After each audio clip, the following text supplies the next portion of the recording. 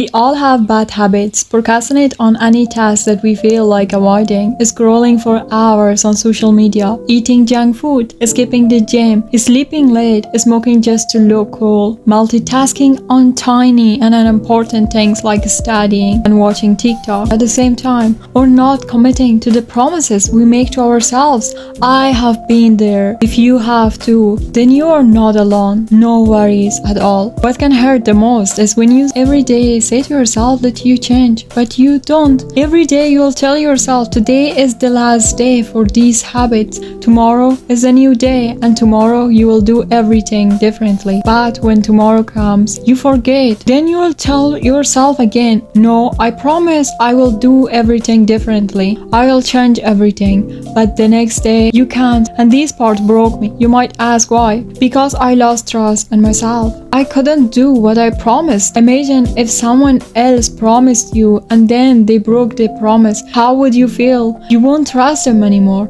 and you will pull yourself back and you don't want to see them again. The same thing happens here. Whenever we promise ourselves and don't follow through, we lose trust in ourselves. This trust and belief in ourselves is so much important. Without it, it might lead us to feel untrustworthy, depressed, or even repeating the bad habits again and again. We will tell ourselves, if I can't even keep my own promises, why should I change? Everything going to stay the same forever. But I change it from procrastination to starting, just even for 5 minutes, from scrolling to not having TikTok for 1 year, from eating junk food to eating healthy, from not going to the gym, go to at least 4 times per week, from sleeping late to sleeping by 10 p.m. Even if I couldn't sleep, I would still be in my bed and studying without my phone near me. It is possible to stay committed to your promises and fully reach what you want. But there are truths that maybe nobody told you, which I want to share, and these steps changed my life. These steps are not difficult and don't require sacrifices. They are just ways that rescued me, and you need to hear them too. If you have one of these bad habits or something else, then you are lucky, because I want to share the things that lately helped me and change my bad habits to good ones. The first thing that you need to do is to do not stop any bad habit at once.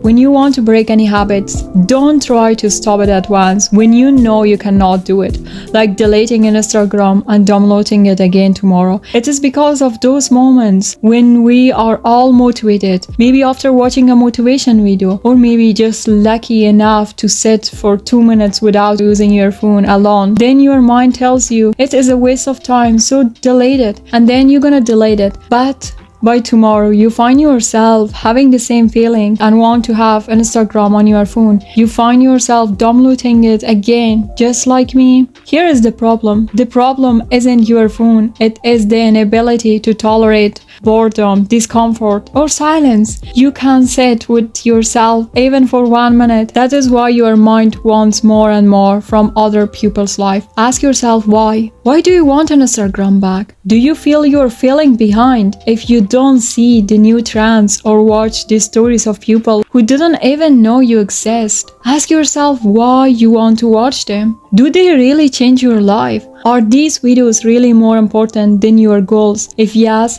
then maybe you have no goals like many others and you want social media to fill your time. You have nothing to do during the day and you want to waste your time, and these social media is just something that made for you. That is why you can't delete it even for a while, and you come back as soon as there is nothing to do. If this is right for you, then replace it with something good. Replace all of your bad habits with a new goal or a new habit. If you have no goals, then sit somewhere and ask yourself, what do you want one day of your life to look like? What does the highest version of yourself want from you? Then replace all of your bad habits with good ones. If you scroll for hours on TikTok, start instead of that reading a book. You scroll when you have nothing to do, so start scrolling less. At first, it might be tough, like when you want to go to the gym for the first time and your body aches.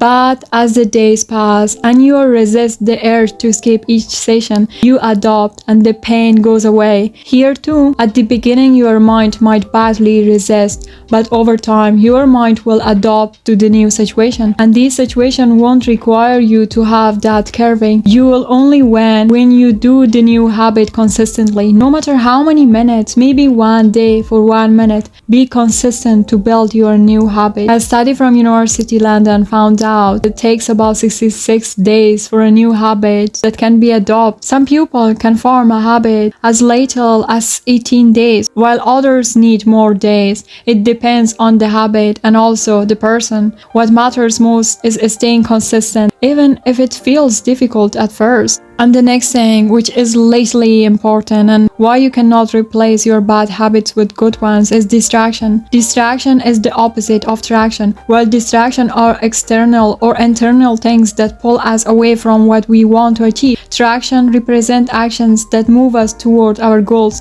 the things that our highest version want from us to accomplish. Often we get stuck, not achieving our goals because distraction consistently take us off of the track. This distraction, which seems so small, can build up and create a habit of procrastination that is hard to break later on. I used to struggle with this myself. Distraction felt unavoidable and I'd often end up procrastinating or unable to make any progress. But I found that the breaking free from procrastination requires first understanding why you are putting things off. Start by identifying the reasons behind the procrastination, whatever it is: fear of failure, feeling overwhelmed, or simply lacking motivation. Once you know why, then it is easier to get over the procrastination. When you know why you want to procrastinate, then it's going to be so much easier for you to know how you can solve that problem. Like if you're studying and you know studying is boring, everyone hates studying, nobody like it, but ask yourself what you can do to make it fun for yourself. If you're studying in the same spot every day, then do not do that because it is boring. You can go to the library, you can go in a coffee shop, or you can gather with all of your friends and study together. These little changes can give more fun to a study session.